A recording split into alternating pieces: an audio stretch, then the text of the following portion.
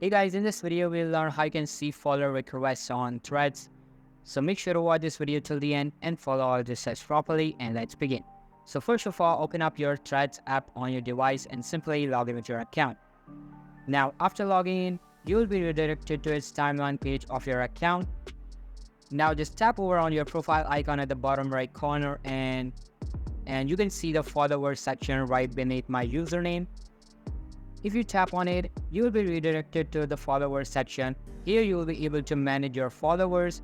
Now you can see that there's no such option named follow request. So what you need to do is simply go back to your profile page, tap on the heart icon beside profile icon at the bottom tray of the icons, and here you have the activity tab.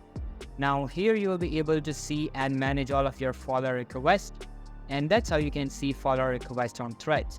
So that's all for today's video. Hope you liked the video. I'll be meeting you in the next one. See you soon. Bye.